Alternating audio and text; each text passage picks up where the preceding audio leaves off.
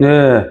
자, 오늘은 탐정 7강 순서로, 7강 순서로, 지금 제일 많이 들어오는 거죠. 케이스별로 해가지고, 이거 지금 일전에 한번 말씀을 드린 적이 있는데, 배우자 불륜, 아마 탐정 사무소를 하시면 가장 많이 들어오는 게 배우자 불륜입니다. 배우자 불륜이고, 두 번째로 많이 들어오는 게 이제 뭐 돈 받아달라. 그죠?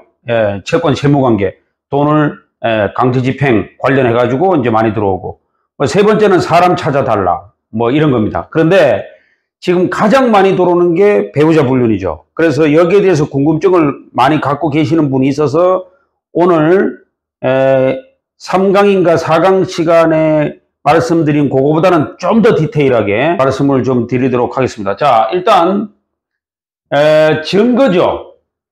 이 배우자 불륜이 과거에 뭐냐면 간통죄죠. 이게 간통죄.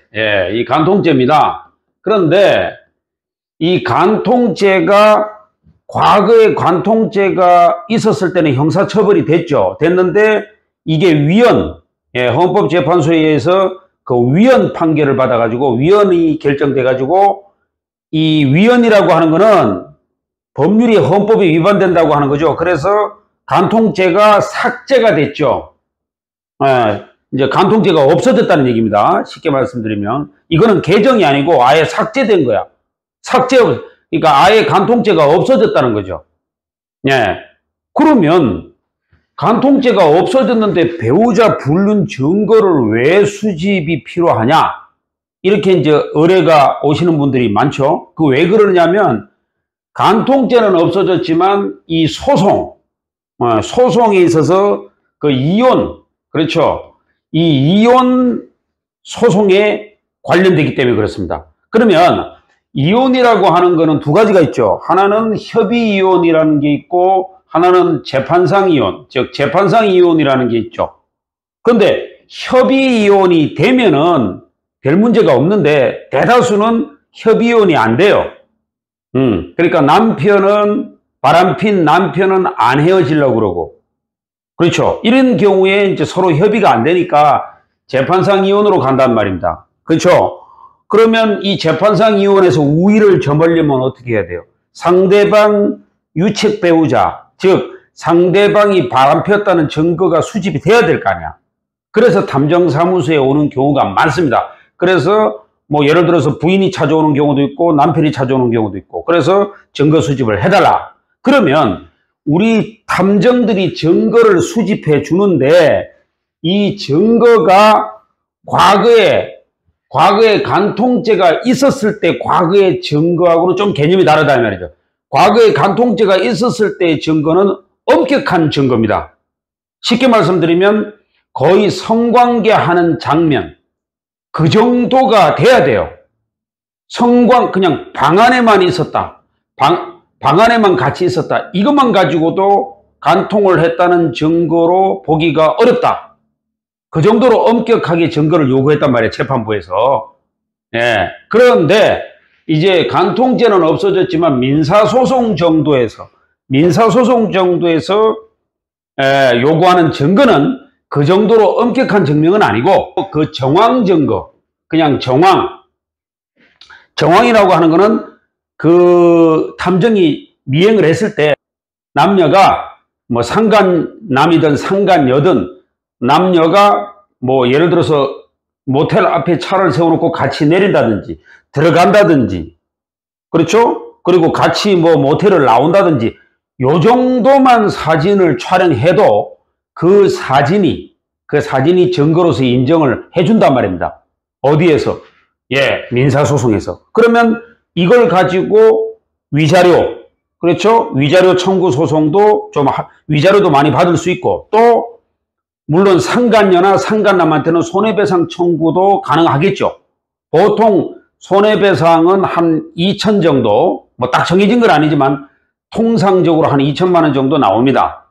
그래서 위자료나 손해배상을 받는 데 있어서 이런 증거가 필수적이다. 다만 이 증거가 엄격한 정도의 증거는 아니고 바람을 폈다, 불륜을 저질렀다는 정황만 가지고도 증거로 인정을 받을 수 있다. 민사소송에서는.